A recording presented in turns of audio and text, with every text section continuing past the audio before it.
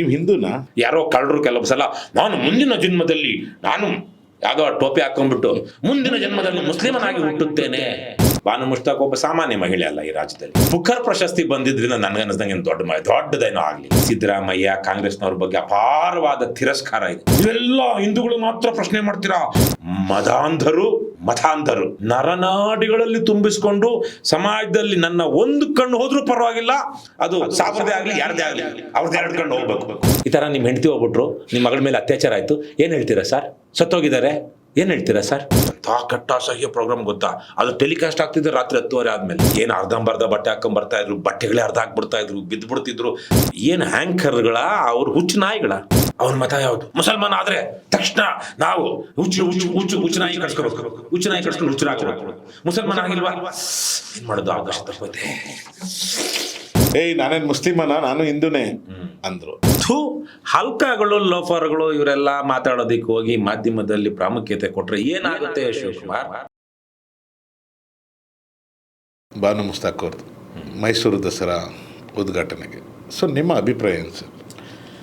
ಸಮಕಾಲೀನ ಕರ್ನಾಟಕದಲ್ಲಿ ಬಾನು ಮುಷ್ತಾಕ್ ಒಬ್ಬ ಗಣ್ಯ ಮಹಿಳೆ. ಎರಡು ರೀತಿಯಲ್ಲಿ, ಒಂದು ಸಾಂಸ್ಕೃತಿಕವಾಗಿ ಅಂದರೆ ಸಾಹಿತ್ಯಿಕವಾಗಿ, ಇನ್ನೊಂದು ಸಾಮಾಜಿಕವಾಗಿ. ಅವರು ಸುಮಾರು 3-4 ದಶಕಗಳಿಂದ, ಇವತ್ತಲ್ಲ ನೆನ್ನೆ ಮೊನ್ನೆ ಅಲ್ಲ, ಸುಮಾರು 40-45 ವರ್ಷಗಳಿಂದನೂ ಅವರು ಒಬ್ಬ ವಕೀಲೆಯಾಗಿ ಮತ್ತು ಪತ್ರಕರ್ತೆಯಾಗಿ ಸಾಕಷ್ಟು ಅನ್ಯಾಯಗಳ ವಿರುದ್ಧ, ಬೇರೆ ಬೇರೆ ವೈಷಮ್ಯಗಳ ವಿರುದ್ಧ ಮಾತನಾಡಿರುವಂಥವ್ರು, ಹೋರಾಟ ಮಾಡಿರುವಂಥವ್ರು. ಅವರೊಬ್ಬ ಸಾಮಾಜಿಕ ಕಾರ್ಯಕರ್ತೆಯಾಗಿ ಕೆಲಸ ಮಾಡಿದ್ದಾರೆ. ಲಂಕೇಶ್ ಪತ್ರಿಕೆಯಲ್ಲಿ ಪತ್ರಕರ್ತೆ ಆಗಿದ್ದರು.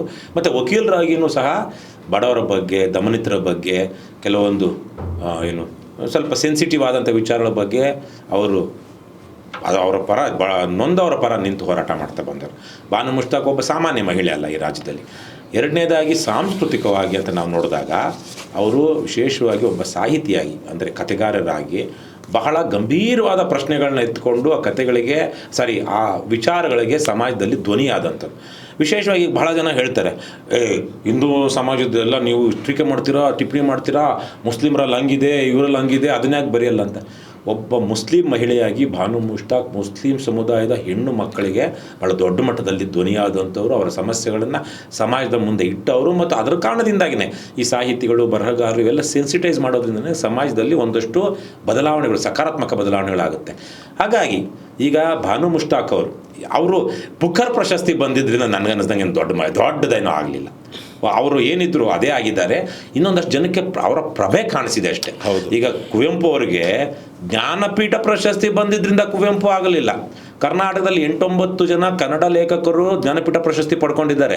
ಅವರಿಗೆ ಅದರಲ್ಲಿ ಕೆಲವೊಬ್ಬರಿಗೆ ಜ್ಞಾನಪೀಠದಿಂದ ಅವ್ರಿಗೆ ಒಂದು ದೊಡ್ಡ ಮರ್ಯಾದೆ ಸಿಗ್ತೇ ಹೊರತು, ಅವರ ಎಷ್ಟೋ ಜನ ಇವತ್ತು ಕೆಲವೊಬ್ಬರಿಗೆ ಕಾವ್ಯಕ್ಕೆ, ಇನ್ನೊಂದಕ್ಕೆ ಕಾದಂಬರಿಗಳಿಗೆ ಸಿಕ್ಕಿರುವಂಥದ್ದು ಇವತ್ತದು ಅಂಥ ದೊಡ್ಡ ಇದೇ ಕೊಡುಗೆನ ಅಲ್ಲ ಅಂತ ಅನ್ನಿಸ್ತಾ ಇದೆ ನಮಗೆ. ಆದರೆ ಕುವೆಂಪು ಅವರಿಗೆ ಸಿಕ್ಕಾಗ, ಕುವೆಂಪು ಅವರಿಗೆ ಜ್ಞಾನಪೀಠದಿಂದ ಕುವೆಂಪು ಅವರಿಗೆ ಗೌರವ ಹೆಚ್ಚೋದಕ್ಕಿಂತ ಕುವೆಂಪು ಅವರಂಥವರಿಂದ ಜ್ಞಾನಪೀಠಕ್ಕೆ ಗೌರವ ಬಂತು. ಅದು ಏನು ದೊಡ್ಡ ಮಹಾಕಾವ್ಯ, ಏನು ಪಾಪಿಗೂ ಉದ್ಧಾರ ಮಿಹುದವು ಸೃಷ್ಟಿಯ ಮಹದ್ವ್ಯೂಹ ರಚನೆಯುಳ್ಳಂತಹ ಕಡು ಪಾಪಿಗೂ ಸಹ ದೈವತ್ವವನ್ನು ಪಡ್ಕೊಳ್ಳೋದಕ್ಕೆ ಸಾಧ್ಯ ಇದೆ ಅನ್ನುವಂಥ ಒಂದು ದರ್ಶನವನ್ನು ರಾಮಾಯಣ ದರ್ಶನ ಮೂಲಕ ಕುವೆಂಪು ಅವರು ಕೊಡ್ತಾರೆ.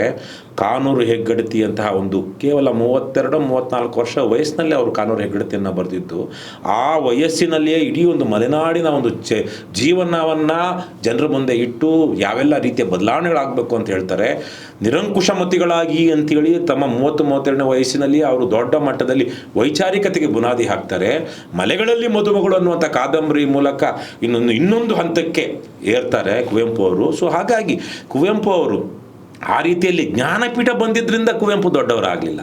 ಜ್ಞಾನಪೀಠ, ಈಗ ಮಹಾತ್ಮ ಗಾಂಧೀಜಿಗೆ ನೊಬೆಲೇ ಬಂದಿಲ್ಲ. ಎಂತೆಂಥವ್ರಿಗೆಲ್ಲ ನೊಬೆಲ್ ಬಂದಿಲ್ಲ. ಯಾರು ನೆನಪಿಟ್ಕೊಂಡಿದ್ದಾರೆ? ಮಹಾತ್ಮ ಗಾಂಧೀಜಿಯ ಸಮಕಾಲೀನರಲ್ಲಿ ಹಲವಾರು ಜನರಿಗೆ ನೊಬೆಲ್ ಬಂತು. ಎಷ್ಟು ಜನರಿಗೆ ನೊಬೆಲ್ ಅವರು ಇವತ್ತು ಪ್ರಸ್ತುತರಾಗಿದ್ದಾರೆ? ಮಹಾತ್ಮ ಗಾಂಧೀಜಿ ಸರ್ವಕಾಲೀನ. ಅದೇ ರೀತಿಯಲ್ಲೇ ಕುವೆಂಪು, ಅದೇ ರೀತಿಯಲ್ಲೇ ಬಾನು ಮುಷ್ತಾಕ್ ಅವರಿಗೆ ಬುಕರ್ ಬಂದಿದ್ದರಿಂದ ಹೆಚ್ಚು ಜನರಿಗೆ ಗೊತ್ತಾಯಿತು ಅನ್ನೋದು ಬಿಟ್ಟರೆ, ಅವರು ನಿಜಕ್ಕೂ ಒಬ್ಬ ಅತ್ಯುತ್ತಮವಾದಂತಹ ಒಬ್ಬ ಪ್ರಾಮಾಣಿಕ ಹೋರಾಟಗಾರ್ತಿ, ಸಮಾಜಮುಖಿ ಕಾಳಜಿ ಇರುವಂಥವರು, ಮತ್ತು ಅದೇ ಸಂದರ್ಭದಲ್ಲಿ ಒಬ್ಬ ಲೇಖಕಿ. ಹಾಗಾಗಿ ಅಂಥವ್ರನ್ನ ಇವತ್ತಿನ ಬುಕರ್ ಪ್ರಶಸ್ತಿ ಬಂದಿದೆ ಅನ್ನೋ ನೆಪದಲ್ಲಾದ್ರೂ ದಸರಾ ಉದ್ಘಾಟನೆ ಕರೆದಿರುವಂತಹದ್ದು ಒಳ್ಳೆಯ ಬೆಳವಣಿಗೆ. ನನಗೆ ಸಿದ್ದರಾಮಯ್ಯ ಕಾಂಗ್ರೆಸ್ನವ್ರ ಬಗ್ಗೆ ಅಪಾರವಾದ ತಿರಸ್ಕಾರ ಇದೆ. ನೇರಾನೇರವಾಗಿ ಹೇಳಬೇಕಂದ್ರೆ ಅವ್ರ ಬಗ್ಗೆ ನನಗೆ ಯಾವುದೇ ರೀತಿಯ ಗೌರವ ಇಲ್ಲ. ನಮ್ಮ ರಾಜ್ಯದ ಮುಖ್ಯಮಂತ್ರಿ ಅಥವಾ ಅವರು ಸಚಿವರು ಶಾಸಕರು ಅಂತಷ್ಟೇ. ಆದರೆ ಅವ್ರು ಮಾಡುವ ಎಲ್ಲ ಕೆಲಸಗಳನ್ನು ಜನದ್ರೋಹಿನ ಇರೋದಿಲ್ಲ. ಆ ಡೇಟ್ ಮೇಲೆ ಗುಡ್ ಡೇಟ್ ಅನ್ನೋ ಒಂದಷ್ಟು ಒಳ್ಳೆ ಕೆಲಸಗಳು ಆಗುತ್ತೆ. ಮತ್ತು ಎಂತಹ ದುಷ್ಟ ನೀಚನೇ ಪ್ರಧಾನಮಂತ್ರಿ ಮುಖ್ಯಮಂತ್ರಿ ಆಗಿರಲಿ, ಅವರ ಸಂದರ್ಭದಲ್ಲಿ ಒಂದಷ್ಟು ಒಳ್ಳೆ ಕೆಲಸಗಳು ಆಗುತ್ತೆ. ಆಗೋದೇ ಇಲ್ಲ ಅಂತೇನು ಇರೋದಿಲ್ಲ. ಯಾಕಂದರೆ ಒಬ್ಬ ಆ ಸ್ಥಾನದಲ್ಲಿರುವಂಥವರು ಆಯಾಚಿತವಾಗಿ ಒಳ್ಳೆಯ ಕೆಲಸಗಳನ್ನೇ ಮಾಡಲೇಬೇಕಾಗುತ್ತೆ ಕೆಲವೊಂದನ್ನು. ಹಾಗಾಗಿ ಆದರೆ ಇವತ್ತಿನ ಸಂದರ್ಭದಲ್ಲಿ ಕಡುಭ್ರಷ್ಟ, ಜನದ್ರೋಹಿ, ಅಪ್ರಜಾಪ್ರಭುತ್ವ, ಏನು ಜಾತಿವಾದಿ ಸರ್ಕಾರ ಇವತ್ತು ನಮ್ಮ ಮಧ್ಯೆ ಇರುವಂಥದ್ದು.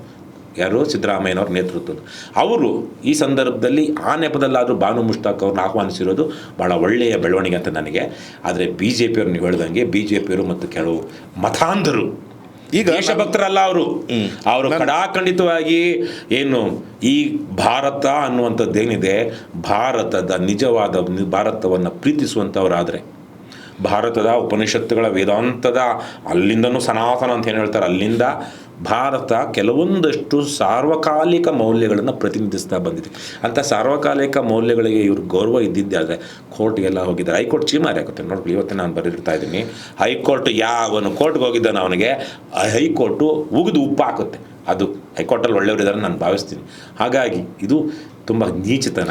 ಗೌರವಿಸಬೇಕು, ಸ್ವಾಗತಿಸಬೇಕು. ನೀವೆಲ್ಲ ಎಷ್ಟೋ ಜನ ಈ ಮತಾಂಧರ ಮಾತುಗಳನ್ನ ನಾನು ಫೇಸ್ಬುಕ್ಕಲ್ಲಿ, ಯೂಟ್ಯೂಬಲ್ಲಿ ಬೇರೆ ನೀವೆಲ್ಲ ಹಿಂದೂಗಳು ಮಾತ್ರ ಪ್ರಶ್ನೆ ಮಾಡ್ತೀರಾ, ಮುಸ್ಲಿಮರಲ್ಲಿರುವಂತಹ ಕೆಲವೊಂದು ಅಸಮಾನತೆಗಳನ್ನು, ಕೆಲವೊಂದು ದೌರ್ಜನ್ಯಗಳನ್ನು, ವಿಶೇಷವಾಗಿ ಮಹಿಳಾ ವಿರೋಧಿ ಕೃತ್ಯಗಳನ್ನು ಜನಸಾಮಾನ್ಯರ ಮುಂದೆ ಇಟ್ಟಂತಹ ದಿಟ್ಟ ಮಹಿಳೆ ಬಾನು ಮುಷ್ತಾಕ್. ಅವರಿಗಿಂತ ಹಿರಿಯರೊಬ್ಬರಿದ್ದರು, ಸಾರಾ ಅಬೂಬಕರ್. ನನಗಂತೂ ಅವ್ರ ಬಗ್ಗೆ ತುಂಬ ಅಪಾರವಾದ ಪ್ರೀತಿ ಇದೆ. ನನಗೆ ಡೊನೇಷನ್ನು ಕೊಟ್ಟಿದ್ದರು ಅವರು. ಇನ್ನು ಎಲೆಕ್ಷನ್ ನಿಂತಾಗ ಭಾಳ ಪ್ರೀತಿಯಿಂದ ನೋಡ್ತಾಯಿದ್ರು. ಸಾರಾ ಅಬೂಬಕರು. ನನಗೆ ಬಾನು ಮುಷ್ತಾಕ್ ಅವ್ರದ್ದಷ್ಟು ಪರಿಚಯ ಇಲ್ಲ, ಸುಮ್ಮನೆ ಹಾಗೆ ಮುಖ ಪರಿಚಯ ಇರಬಹುದೇನೋ, ಅವ್ರ ಜೊತೆಗೆ ಜಾಸ್ತಿ ಮಾತಾಡಿಲ್ಲ.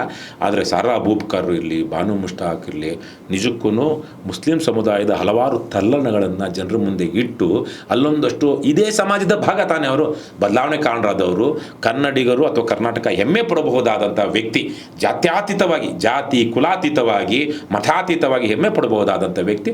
ಸಂತೋಷ ಪಡೋಣ. ಅದ್ರ ಜೊತೆಗೆ ಬುಕ್ಕರ್ ಅನ್ನುವಂಥ ಒಂದು ಒಳ್ಳೆಯ ಪ್ರತಿಷ್ಠಿತ ಪ್ರಶಸ್ತಿಯನ್ನು ಕನ್ನಡಕ್ಕೆ ತಂದು ಕೊಟ್ಟಿದ್ದಾರೆ. ಕನ್ನಡದಲ್ಲೂ ಬಹಳ ಏನಂತಾರೆ ಉತ್ಕೃಷ್ಟವಾದ ಮೌಲ್ಯಯುತವಾದ ಕೃತಿಗಳ ರಚನೆ ಆಗ್ತಾ ಇದೆ ಅನ್ನೋದನ್ನು ಆ ಮೂಲಕ ಹೊರಗಿನವ್ರಿಗೂ ಒಂದಷ್ಟು ಜನರಿಗೆ ತಿಳಿಸ್ಕೊಡೋದಕ್ಕೆ ಕಾರಣರಾದಂಥವ್ರು ಯಾರು? ಬಾನು ಮುಷ್ತಾಕ್ ಮತ್ತು ದೀಪಾ ಬಸ್ತಿ. ಹಾಗಾಗಿ ನಾವು ಅವ್ರ ಬಗ್ಗೆ ಹೆಮ್ಮೆ ಪಡಬೇಕು. ಸಂತೋಷದಿಂದ ಅವ್ರಿಗೆ ನಾವು ದಸರಾ ಉದ್ಘಾಟನೆ ಮಾಡ್ತಿದ್ದಾರಲ್ವ. ಯಾಕಂದರೆ ಅದು ಆಮೇಲೆ ಯಾರೇ ಇರಲಿ, ಹಿಂದೂಗಳಾಗಲಿ ಮುಸ್ಲಿಮರಾಗಲಿ, ಬೆಂಗಳೂರಿನ ಕರಗ ಮಸೀದಿಗೆ ಹೋಗುತ್ತೆ. ನಿಜ. ನಾನು ಎಷ್ಟೋ ಸಲ ನನ್ನ ಜೊತೆಗೆ ಬಂದಿರುವಂಥ ಮುಸಲ್ಮಾನ ಬಂಧುಗಳು ದೇವಸ್ಥಾನಕ್ಕೆ ಬಂದು ನಮಸ್ಕಾರ ಹಾಕಿದ್ದಾರೆ. ಯಾರೋ ಕಳ್ಳರು ಕೆಲವು ಸಲ ನಾನು ಮುಂದಿನ ಜನ್ಮದಲ್ಲಿ ನಾನು ಯಾವುದೋ ಟೋಪಿ ಹಾಕೊಂಡ್ಬಿಟ್ಟು ಮುಂದಿನ ಜನ್ಮದಲ್ಲಿ ಮುಸ್ಲಿಮನಾಗಿ ಹುಟ್ಟುತ್ತೇನೆ, ಇಂಥ ಖದೀಮರ ಥರ ಅಲ್ಲ. ಎಷ್ಟೋ ಜನ ಹೋಗಿ ಮಸೀದಿಗಳಿಗೆ ಹೋಗಿ, ದರ್ಗಾಗಳಿಗೆ, ಅಜ್ಮೀರ್ ದರ್ಗಕ್ಕೆ ಮೋದಿನೂ ಹೋಗಿದ್ರು ಅನಿಸುತ್ತೆ, ಎಷ್ಟೋ ಕಡೆ ದರ್ಗಾಗಳಿಗೆ ಹಿಂದೂಗಳು ನಡ್ಕೊಳ್ತಾರೆ, ಉರುಸಲ್ಲಿ ಆ ಕೆಂಡವನ್ನು ಆಯ್ತಾರೆ ಮೊಹರಮ್ಮಗಳಲ್ಲಿ. ಅದೇ ರೀತಿಯಲ್ಲೇ ಎಷ್ಟೋ ಜನ ಮುಸಲ್ಮಾನರು ದೇವಸ್ಥಾನಗಳು ಬಂದು ಹರಕೆ ಹೊತ್ಕೊಳ್ತಾರೆ. ಜೇಸುದಾಸು ಒಬ್ಬ ಬ್ಯಾಪ್ಟಿಸಮ್ ಆಗಿರುವಂತಹ ಒಬ್ಬ ಕ್ರಿಶ್ಚಿಯನ್ನು, ಮೂಕಾಂಬಿಕೆ, ಅಯ್ಯಪ್ಪ ಸ್ವಾಮಿ ಬಗ್ಗೆ, ಗುರುವಾಯೂರಿನ ಕೃಷ್ಣನ ಬಗ್ಗೆ ಯೇಸುದಾಸು ಎಷ್ಟು ಭಕ್ತಿಯಿಂದ, ಡಿವೋಷನ್ನಿಂದ ಮಾಡ್ತಾರಲ್ವ. ಹಾಗಾಗಿ ಇವೆಲ್ಲ ದೇವರನ್ನು ಕಂಡುಕೊಳ್ಳೋದಕ್ಕೆ ದಾರಿಗಳು ಹಲವಾರು, ಮತಗಳು ಹಲವಾರು. ಆದರೆ ಆ ಒಂದು ಲಿಂಕು ಅವರಿಗೆ ಯಾವುದ್ರ ಮೂಲಕನಾದ್ರೂ ಬರ್ಬೋದು. ಹಾಗಾಗಿ ಒಬ್ಬನಿಗೆ, ಯಾರೋ ಒಬ್ಬ ಮುಸಲ್ಮಾನವನಿಗೆ ತಿರುಪತಿ ತಿಮ್ಮಪ್ಪನ ಮೂಲಕ ಒಂದಷ್ಟು ನೆಮ್ಮದಿ ಸಿಕ್ಕಿದ್ರೆ, ಧರ್ಮಸ್ಥಳದ ಮಂಜುನಾಥನ ಮೂಲಕ ನೆಮ್ಮದಿ ಸಿಕ್ಕಿದ್ರೆ, ಚಾಮುಂಡೇಶ್ವರ ಮೂಲಕ ನೆಮ್ಮದಿ ಸಿಕ್ಕರೆ ನಾವು ಸಂತೋಷ ಪಡಬೇಕು. ಅಥವಾ ಯಾರೋ ಒಬ್ಬ ಹಿಂದೂ ಆದವನಿಗೆ ಅಲ್ಲಾನ ಮೂಲಕ ಒಂದಷ್ಟು ಯಾವುದೋ ಒಂದು ಅನಿಸುತ್ತೆ, ಜೀಸಸ್ ಮೂಲಕ. ಬೆಂಗಳೂರಲ್ಲಿ ಇನ್ಫ್ಯಾಂಟ್ ಜೀಸಸ್ ಚರ್ಚ್ ಇದೆ, ಅಲ್ಲಿ ಎಷ್ಟು ಜನ ಕ್ರಿಶ್ಚಿಯನ್ರು ಹೋಗ್ತಾರೋ ಗೊತ್ತಿಲ್ಲ. ಎಷ್ಟೋ ಜನ ಹಿಂದೂಗಳು, ಬಹುಶಃ ಮುಸಲ್ಮಾನರು ಆ ಚರ್ಚ್ಗೆ ಹೋಗ್ತಾರೆ. ಏನೋ ಒಂದು ನಂಬಿಕೆ, ಭಾವನೆ, ಕಷ್ಟದಲ್ಲಿರೋರಿಗೆ ಒಂದು ಆಸರೆ ಬೇಕು, ಒಂದು ನೆಮ್ಮದಿ ಬೇಕು, ಒಂದು ಎಮೋಷ್ನಲ್ ಸಪೋರ್ಟ್ ಬೇಕು, ಅದಕ್ಕೆ ಹೋಗ್ತಾರೆ. ಹಾಗಾಗಿ ಅವೆಲ್ಲ ಸರಿನಾ ಅಂತ ನಾನು ಹೇಳೋದಿಲ್ಲ. ಯಾಕಂದರೆ ನೀವು ನಿಮ್ಮ ದೈನಂದಿನ ಜೀವನದಲ್ಲಿ ಇನ್ನೊಂದಷ್ಟು ಬದಲಾವಣೆಗಳು ಮಾಡಿಕೊಂಡ್ರೆ ನಿಮಗೆ ದೇವರ ಮೇಲೆ ಅವನಮನೆ ಇರೋದಿಲ್ಲ. ದೇವ್ರನ್ನ ನೀವು ಹೃದಯದಲ್ಲಿ ಇಟ್ಕೊಂಡೆ ಭಾಳ ಗಟ್ಟಿಯಾದ ಜೀವನ ಬದುಕ್ಬೋದು. ಆದರೆ ಮಾನಸಿಕವಾಗಿ ಒಂದಷ್ಟು ದುರ್ಬಲರಾದಾಗ, ನಮಗೇನೋ ಒಂದು ಆಸರೆ ಬೇಕು ಅಂದಾಗ ದೇವರಲ್ಲಿ ನಂಬಿಕೆ ಇಡೋದು ಅದು ಸಹಜವಾಗಿ ಮೊದಲಿಂದ ಬಂದಿರುವಂಥದ್ದು. ಹಾಗಾಗಿ ನನಗೆ ಇವರು ಹುಚ್ಚಾಟಗಳು, ಮತಾಂಧರು ಇವತ್ತು ಬಾನು ಮುಷ್ತಾಕ್ ವಿರುದ್ಧ ಮಾಡ್ತಿರೋರು ಅವರಿಗೆ ಭರತ ಮಾತೆಯ ಮೇಲೆ ಯಾವುದೇ ರೀತಿಯ ಗೌರವ ಇಲ್ಲ, ಒಂದು ರೀತಿಯ ದ್ವೇಷವನ್ನು ನರನಾಡಿಗಳಲ್ಲಿ ತುಂಬಿಸ್ಕೊಂಡು ಸಮಾಜದಲ್ಲಿ ನನ್ನ ಒಂದು ಕಣ್ಣು ಹೋದರೂ ಪರವಾಗಿಲ್ಲ, ಅದು ಸಾಬ್ರದೇ ಆಗಲಿ ಯಾರದೇ ಆಗಲಿ ಅವ್ರದ್ದು 2 ಕಣ್ಣು ಹೋಗಬೇಕು, ಈ ತರಹ ದ್ವೇಷವನ್ನು ಇವತ್ತು ನಮ್ಮ ಬಡವರಲ್ಲಿ, ಜನಸಾಮಾನ್ಯರಲ್ಲಿ, ಸಾಮಾಜಿಕವಾಗಿ ಹಿಂದುಳಿದವರಲ್ಲಿ, ಇವತ್ತು ಇನ್ನು ಅಪ್ರಾಪ್ತ ವಯಸ್ಕರಲ್ಲಿ ಒಂದು ವರ್ಗ ತುಂಬಿದೆ. ಮುಂದಕ್ಕೆ ನನಗನ್ಸೋ ಹಾಗೆ ಈ ವಿಷಯ ಅಷ್ಟು ಬೇಗ ಇಳಿಯಲ್ಲ, ಒಂದು ದೊಡ್ಡ ಮಟ್ಟದಲ್ಲಿ ಹಿಂಸೆ ಆಗಿ ನೋವಾಗಿನೇ ಇಳಿಯುತ್ತೆ ಅನಿಸುತ್ತೆ. ಬಾನು ಮುಷ್ತಾಕ್ ಅವರು ಇಟ್ಕೊಂಡಿರೋದೇ ಪ್ರಾಬ್ಲಮ್ ಆಯಿತಾ ಈ ಕೋಮುವಾದಿಗಳಿಗೆ? ಅಲ್ಲ, ಬಾನು ಮುಷ್ತಾಕ್ ಅವ್ರ ಹೆಂಗೆ ಹೆಸರು ಇಟ್ಕೊಟ್ರು, ಅವ್ರ ಅಪ್ಪ ಅಮ್ಮ ಇಟ್ಟಿದ್ದ ಹೆಸರು ಪ್ರಾಬ್ಲಮ್ ಅಂತ. ಈಗ ನೋಡಿ, ರಾಜಕಾರಣವನ್ನು ನೀವು ಹಲವು ರೀತಿಲಿ ಮಾಡಬಹುದು. ಒಂದು, ನಿಜವಾದ ಜನರ ಸಮಸ್ಯೆಗಳೇನಿದೆ ಆ ವಿಚಾರಗಳ ಬಗ್ಗೆ ಮಾತನಾಡ್ತಾನೂ ರಾಜಕಾರಣ ಮಾಡ್ಬೋದು. ಇಲ್ಲದ ಸಮಸ್ಯೆಗಳನ್ನು ಇದೆ ಅಂತ ಸೃಷ್ಟಿ ಮಾಡಿಕೊಂಡು ರಾಜಕಾರಣ ಮಾಡ್ಬೋದು. ಇವತ್ತು ನಮ್ಮ ಕಳೆದ ಒಂದು 20-30 ವರ್ಷದಲ್ಲಿ ಕರ್ನಾಟಕದಲ್ಲಿ ಕಾಂಗ್ರೆಸ್ ಆಗಲಿ, BJP ಆಗಲಿ, JDS ಆಗಲಿ ಯಾವ ಜನಪರ ವಿಚಾರಗಳನ್ನ ಇಟ್ಕೊಂಡು ರಾಜಕಾರಣ ಮಾಡ್ಕೊಂಡು ಬಂದಿದ್ದಾರೆ? ಇಲ್ಲ, ಒಂದು ಕಡೆ ಜಾತಿವಾದಿ ರಾಜಕಾರಣ, ಇನ್ನೊಂದು ಕಡೆ ತುಷ್ಟೀಕರಣದ ರಾಜಕಾರಣ, ಇನ್ನೊಂದು ಕಡೆ ಕೋಮುವಾದಿ ರಾಜಕಾರಣ, ಇನ್ನೊಂದು ಕಡೆ ಅದೇ ಒಟ್ಟಾರೆಯಾಗಿ ಈಗ ಒಬ್ಬರು ಮತೀಯ ರಾಜಕಾರಣ ಮಾಡ್ತಾರೆ, ಇನ್ನೊಬ್ಬರು ಜಾತಿ ರಾಜಕಾರಣ ಮಾಡ್ತಾ ಬಂದಿದ್ದಾರೆ. ನಮ್ಮ ಈ ಕಾಂಗ್ರೆಸ್ಸು ಮತ್ತು JDS ಅಂತೂ ನೇರವಾಗಿ ಅದು ಒಂದು ಪರ್ಟಿಕ್ಯುಲರ್ ಕಮ್ಯುನಿಟಿಯ ಅಥವಾ ಒಂದು ಭಾಗದ ಅನ್ನುವಂಥದ್ದು ಆಗ್ಬಿಟ್ಟಿದೆ. ಭಾಳ ಜನ ಅದನ್ನೇ ಅದೇ ರೀತಿಯಲ್ಲಿ ಆಗ್ತಾರೆ. ಇನ್ನು ಕಾಂಗ್ರೆಸ್ಸೂ ಅಷ್ಟೇ ಬೇರೆ ಬೇರೆಯ ಹಿಂದ ರೀತಿಯ ರಾಜಕಾರಣವನ್ನು ಒಂದು ರೀತಿಯಲ್ಲಿ ಅದು ಜಾತಿ ರಾಜಕಾರಣವನ್ನೇ ಮಾಡ್ಕೊಂಡು ಬರ್ತಾ ಇದೆ. ಇನ್ನು BJP ಅವರು ಅಂತೂ ಒಟ್ನಲ್ಲಿ ಆಗಲ್ಲ ನಾನು ಹೇಳ್ದಂಗೆ ನಮ್ಮ ಹೊಂದ್ಕೊಂಡೋದ್ರೂ ಪರವಾಗಿಲ್ಲ, ಅವ್ರು 2 ಕಣ್ಣು ಹೋಗೋ ಥರಕ್ಕೆ ದ್ವೇಷವನ್ನು ಹುಟ್ಟಿಸ್ ಮಾಡ್ತಾ ಇದ್ದಾರೆ. ಹಾಗಾಗಿ ಇದೊಂದು ಅವಕಾಶ ಏನು BJPಯ ಕೆಲವು ಮತಾಂಧರಿಗೆ, ಕೂಗುಮಾರಿಗಳಿಗೆ ಇರ್ರೆಲೆವೆಂಟು. ನಾನು ನೋಡ್ತಾ ಇದ್ದೆ ಯಾರೆಲ್ಲ ಇದ್ರ ವಿರುದ್ಧ ಮಾಡಿದ್ದಾರೆ ಅಂತ. ಯಾರೋ ಕೆಲವೊಬ್ಬರಷ್ಟೇ ಸಕ್ರಿಯವಾಗಿರುವಂಥವ್ರು ರಾಜಕಾರಣದಲ್ಲಿ ಏನೋ ಇವತ್ತಿಗೂ BJPನಲ್ಲಿ ಆಯಕಟ್ಟಿನ ಸ್ಥಾನದಲ್ಲಿರುವಂಥವ್ರು ಮಾತಾಡಿರೋದು. ಮಿಕ್ಕ ಆಯಕಟ್ಟಿನ ಸ್ಥಾನದಲ್ಲಿರೋರೆಲ್ಲ ಚೆನ್ನಾಗಿದ್ದಾರೆ, ಒಂದೊಂದು ಹೇಳಿಕೆ ಕೊಟ್ಬಿಟ್ಟು ಸುಮ್ಮನೆ ಆಗ್ಬಿಟ್ಟಿದ್ದಾರೆ. ಆದರೆ ಕೆಲವೊಬ್ರು ಜಾಸ್ತಿ ಮಾಡ್ತಾ ಇದ್ದಾರಲ್ಲ, ಯಾರವರು ಕೆಲಸ ಇರದೇ ಇದ್ದಾರೆ, BJPಯಲ್ಲಿ ತಿರಸ್ಕೃತರಾಗಿರುವಂಥವ್ರು. ಹಾಗಾಗಿ ಇದು ಸಹಜ, ಇದು ನಡೆಯುತ್ತೆ. ಸೊ ಜನ ತಿಳ್ಕೊಳ್ಬೇಕು. ಈ ವಿಶೇಷವಾಗಿ ಏನು ಅಂದರೆ ಇವತ್ತಿನ ಯೂಟ್ಯೂಬರ್ಸು, ಫೇಸ್ಬುಕ್ಕು ಅಥವಾ ಅವರೇನೇ ಲೈವ್ ಮಾಡೋದು, ಮತ್ತು ಈ ನಮ್ಮ ಮಾಧ್ಯಮ ಅಂತೂ ಶಿವಕುಮಾರ್ ನಿಮ್ಗೆ ಗೊತ್ತಿದೆ, ನಾನು ಅನೇಕ ಸಲ ನಿಮ್ಮದೇ ಇದರಲ್ಲಿ ಪ್ರತಿಧ್ವನಿಲಿ ಹೇಳಿದ್ದೀನಿ, ಎಷ್ಟು ನಾಚಿಕೆಗಟ್ಟಿನ ಮಾಧ್ಯಮ, ಬೇಜವಾಬ್ದಾರಿಯುತ ಮಾಧ್ಯಮ, ವಿಶೇಷವಾಗಿ ನಮ್ಮ ದೃಶ್ಯ ಮಾಧ್ಯಮಗಳು, ಚಾನಲ್ಗಳು. ನಾಚಿಕೆ, ಮಾನ, ಮರ್ಯಾದೆ, ಜವಾಬ್ದಾರಿಯವರು ಏನಾದ್ರು ಗೊತ್ತಲ್ಲ, ಆ್ಯಂಕರ್ಗಳಾಗಿದ್ದಾರೆ. ಆ್ಯಂಕರ್ಗಳು ಜೈಲಿಗೆ ಹೋಗಿ ಬಂದಿದ್ದಾರೆ. ಎಷ್ಟೋ ಜನ ಆ್ಯಂಕರ್ಗಳು ಜೈಲಿಗೆ ಹೋಗುವಂಥ ಕೆಲಸ ಮಾಡಿ ತಪ್ಪಿಸ್ಕೊಂಡು ಓಡಾಡ್ತಾ ಇದ್ದಾರೆ. ಇವತ್ತು ಯಾವುದೋ ಸಿಕ್ಕಿದೆ ನಮಗೆ, ಅವನು ಚಾನಲ್ ಶುರು ಮಾಡಿರೋನು ಒಬ್ಬ ನಾಲಾಯಕ್ಕು, ಅಯೋಗ್ಯ, ಖದೀಮ, ಪತ್ರಕರ್ತನ ಸೋಗಿನಲ್ಲಿ ಯಾವುದೋ ಒಂದು ಉದ್ಯಮ, ರೋಲ್ ಕಾಲ್ ಉದ್ಯಮ ಮಾಡುವಂಥವನು, ಅವನು ಇಟ್ಕೊಂಡಿರೋರು ಅಂಥವರೇ ಇರ್ತಾರೆ. ನಿಮಗೆಲ್ಲ ಗೊತ್ತಿದೆ, ನಮಗೆ ಹೇಳಬೇಕಲ್ಲ. ಹಾಗಾಗಿ ಇವರೆಲ್ಲ ಬೆಂಕಿ ಹಾಕ್ಬೇಕು. ನೆನ್ನೆ ನಿಜಕ್ಕೂ ಅಲ್ಲಿ ಅಂದರೆ ಸಮಾಜದಲ್ಲಿ ಬೆಂಕಿ ಹಾಕ್ಬೇಕು ಅಂತ ಬೇರೆ ಅರ್ಥ ಬರಬಾರ್ದು. ಸಮಾಜದಲ್ಲಿ ಬೆಂಕಿ ಹಾಕಬೇಕು, ಆ ತರಹದ ಪ್ರಚೋದನೆ ಮಾಡುವಂತಹ ಆ್ಯಂಕರಿಂಗ್ ಮಾಡ್ತಾರೆ. ನೆನ್ನೆ ನಿಜಕ್ಕೂ ಅಲ್ಲಿ ಹೊಸಳ್ಳಿ ಏನು ಹೊಳೆ ನರಸೀಪುರದಲ್ಲಿ ಆದಂತಹ ಒಂದು ಏನು ಇದು ಗಣೇಶ ವಿಸರ್ಜನೆ ಟೈಮ್ನಲ್ಲಿ ಆದಂಥ ದುರಂತ, ಆ ಸಾವಿನ ಮನೆಯಲ್ಲಿ ಹೋಗಿ ಇಂಟರ್ವ್ಯೂ ಮಾಡೋದಕ್ಕೆ ಅಂತ ಹೋದಾಗ ಜನ ಉಗಿದು ಕಳಿಸಿದ್ರಂತೆ ಚಾನಲ್ ಅವ್ರನ್ನ. ನಿಮ್ಮ TRP ಹೆಚ್ಚಿಸ್ಕೊಳಕ್ಕೆ ಬಂದು ಇಲ್ಲಿ ಬಂದಿದ್ದೀರಾ ಅಂತ. ಮುಂದಿನ ದಿನಗಳಲ್ಲಿ ಅಟ್ಟಾಡ್ಸ್ಕೊಂಡು ಹೊಡಿತಾರೆ. ಮೊನ್ನೆ ಹೆಂಗೆ ನೇಪಾಳದಲ್ಲಿ ಯಾರೋ ಭಾರತೀಯ ಚಾನಲ್ ಹೋದಾಗ ಅವ್ರು ನೀವೆಲ್ಲ ಹೆಂಗೆ ಬರೋಕ್ಕೆ ಹೋದ್ರಿ ಅಂತಂದರೆ ಅಂತ ಕರ್ನಾಟಕದಲ್ಲಿ ಎಷ್ಟು ತುಚ್ಛ ಜನ ಅಂದರೆ, ಗಂಡನ್ನು ಕಳ್ಕೊಂಡಿದ್ದಾಳೆ ಅಥವಾ ಮಗನ ಕಳ್ಕೊಂಡಿದ್ದಾನೆ ಅಥವಾ ಇನ್ನೇನೋ ಆಗಿದೆ, ತುಂಬ ದೊಡ್ಡ ಮಟ್ಟದ ಸಮಾಜದಲ್ಲಿ ಚರ್ಚೆ ಆಗ್ತಿರುವಂಥ ದುರ್ಘಟನೆ ಆಗಿದೆ. ಅಲ್ಲಿ ಹೋಗ್ಬಿಟ್ಟು, ಸರ್ ಈ ಥರ ನಿಮ್ಮ ಹೆಂಡತಿ ಹೋಗ್ಬಿಟ್ರು, ನಿಮ್ಮ ಮಗಳ ಮೇಲೆ ಅತ್ಯಾಚಾರ ಆಯಿತು, ಏನು ಹೇಳ್ತೀರಾ ಸರ್? ಸತ್ತೋಗಿದ್ದಾರೆ, ಏನು ಹೇಳ್ತೀರಾ ಸರ್? ಯಾರು ಸ್ವಲ್ಪನಾದ್ರು ಸೂಕ್ಷ್ಮ ಸಂವೇದನೆ ಇರುವಂಥ ಮನುಷ್ಯ ಮಾಡೋದ? ಇವರನ್ನು ಇಷ್ಟೊತ್ತಿಗೆ ಯಾರಾದ್ರು ಬಡಿಬೇಕಾಗಿತ್ತು ಶಿವಕುಮಾರ್, ಬಡಿತಾರೆ. ಮಾಧ್ಯಮದ ಧರ್ಮನ ಎಲ್ಲಿ ಕಳ್ಕೊತಾ ಇದ್ದಾರೆ? ಇದ್ರೆ ತಾನೇ ಕಳ್ಕೊಳಕ್ಕೆ ಅವ್ರು ಕಳ್ಕೊಂಡೇ ಬಂದುಬಿಟ್ಟಿದ್ದಾರೆ. ಈಗ ಒಂದು 25-30 ವರ್ಷದ ತನಕ ಒಂದು ಪತ್ರಕರ್ತ ವೃತ್ತಿಗೆ ಒಂದು ಗೌರವ ಇತ್ತು, ಮಾನ್ಯತೆ ಇತ್ತು. ಆದರೆ ಕಳೆದ ಒಂದು 15-20 ವರ್ಷದಲ್ಲಿ ಈ ಪಕ್ಷ ರಾಜಕಾರಣಿಗಳಿಗೆ ಇವ್ರು ಕೆಲಸ ಮಾಡೋದು ಜಾಸ್ತಿ ಆಗ್ಬಿಡ್ತು. ಮತ್ತು ಪಕ್ಷದ ಪರವಾಗಿ ಕೆಲಸ ಮಾಡುವಂಥವ್ರು, ಯಾವುದೋ ಒಂದು ಪಕ್ಷ ಅಥವಾ ಒಂದು ಏನಂತಾರೆ ತತ್ವನೂ ಅಲ್ಲ, ಒಂದು ನೀಚ ತತ್ವ ಅಂತಹ ವಿಚಾರವಾಗಿ ಮಾಡುವಂಥವರು ಇವರು ಪತ್ರಕರ್ತರ ಸೋಗಿನಲ್ಲಿ ಮಾಧ್ಯಮಕ್ಕೆ ಎಂಟ್ರಿ ಕೊಟ್ಬಿಟ್ರು. ಕಳೆದೊಂದು 2000ರಿಂದ ಈಚೆಗೆ ಆಗಿರುವಂಥ ಕರ್ನಾಟಕದಲ್ಲಿ 25 ವರ್ಷದಿಂದ ಆಗಿರುವಂಥದ್ದು. ಸೊ ಯಾವುದೋ ಒಂದು ಕೋಮು ವಿಚಾರವನ್ನು ವೈಭವೀಕರಣ ಮಾಡ್ತಾ ಅಥವಾ ಇನ್ನೊಂದೇನೋ ಮಾಡ್ತಾ ಇವರು ಸುಳ್ಳುಗಳನ್ನು ಬರೀತಾ ಹೋಗ್ತಿರೋದೇ ಅವ್ರಿಗೊಂದು ಮಾನ್ಯತೆ ತಂದು ಕೊಟ್ಬಿಡ್ತು. ಅದ್ರ ಜೊತೆಗೆ ಒಂದು ಉದ್ಯಮ ಆಗ್ಬಿಡ್ತಿದ್ದು. ಇದು ಪತ್ರಿಕೋದ್ಯಮ ಅಲ್ಲ, ಪತ್ರಿಕಾ ಮಾಧ್ಯಮ ಆಗಬೇಕಾಗಿದ್ದು ಪತ್ರಿಕೋದ್ಯಮ ಆಗ್ಬಿಡ್ತು. ಅಂದರೆ ನಾವು ಹಾಕಿರೋ ದುಡ್ಡಿಗೆ ರಿಟರ್ನ್ಸ್ ಬರಬೇಕು, ಲಾಭ ಬರಬೇಕು, ಅದ್ರ ಜೊತೆಗೆ ನಮ್ಮ ಉದ್ಯಮ ಬೆಳಿಬೇಕು ಅಂತ. ಹಾಗಾಗಿ ಈಗ ಸಾಮಾನ್ಯವಾಗಿ ಎಲ್ಲಿಂದ ಬರುತ್ತೆ ಮಾಧ್ಯಮದವರಿಗೆ ಹಣ ಅಂತ ನೋಡಿದಾಗ ಜಾಹೀರಾತುಗಳಿಂದನೇ ಬರೋದು. ಪೇಪರ್ನವ್ರಿಗಾದರೆ ಒಂದಷ್ಟು ಒಂದು 20, 30, 40% ರಿಕವರ್ ಆಗುತ್ತೆ. ಯಾವುದರಲ್ಲಿ? ಪೇಪರ್ ಮಾರಾಟದಲ್ಲಿ, ಸೇಲ್ ಮಾಡೋದು. ಅದು ಪ್ರಚಾರ ಇದು ಅವ್ರದ್ದೇನು ಹೆಚ್ಚು ಪ್ರಸಾರ ಇದ್ದಷ್ಟು ಅವರ ಖರ್ಚು ಕಡಿಮೆ ಆಗ್ತಾ ಹೋಗುತ್ತೆ. ಪರ್ ಪೇಪರ್ಗೆ ಬೀಳುವಂಥ ಖರ್ಚು ವಿಂಗಡಣೆ ಆಗುತ್ತೆ. ಹೆಚ್ಚು ಪ್ರಸಾರ ಆದಷ್ಟು ಖರ್ಚು ಅವರ ಕಡಿಮೆ, ಯಾವುದ್ರಲ್ಲಿ ಪೇಪರಲ್ಲಿ ಬರುವಂಥ ದುಡ್ಡು ಜಾಸ್ತಿ ಆಗುತ್ತೆ, ಅಂದರೆ ಪೇಪರ್ ಮೂಲಕ. ಆದ್ರೂ ಒಂದು 20, 30, 40% ಮಿಕ್ಕ 60% ಪತ್ರಿಕೆಯಲ್ಲಿ ಕೊಡುವ ಜಾಹೀರಾತಿನ ಮೂಲಕ. ಪ್ರಸಾರ ಜಾಸ್ತಿ ಇದ್ದಷ್ಟು ಜಾಹೀರಾತಿನ ಮೌಲ್ಯ ಜಾಸ್ತಿ. ಹಾಗಾಗಿ ಅದಕ್ಕೊಂದು ವ್ಯಾಲ್ಯೂ ಇದ್ದೇ ಇದೆ ಒಳ್ಳೆಯ ಪತ್ರಿಕೆಗಳಿಗೆ, ವೃತ್ತ ಪತ್ರಿಕಾ ಮಾಧ್ಯಮಕ್ಕೆ. ಆದರೆ ಇದಕ್ಕೆ ಆ ಥರದ್ದೇನೂ ಇಲ್ಲ. ಇವ್ರದ್ದು TRP ಇದೆ, ಸಮಾಜದಲ್ಲಿ ಇವ್ರ ಚಾನಲ್ನ ಜಾಸ್ತಿ ನೋಡ್ತಾ ಇದ್ದಾರೆ ಅಂದರೆ ಸಾಬೂನವರು, ಪೇಸ್ಟ್ ಅವರು, ಇನ್ಯಾರೋ ಬಂದು ಸೌಂದರ್ಯವರ್ಧಕ ಮುಖ್ಯವಾಗಿ ಅಂಥವರೇ ಜಾಸ್ತಿ ಕೊಡುವಂಥದ್ದು.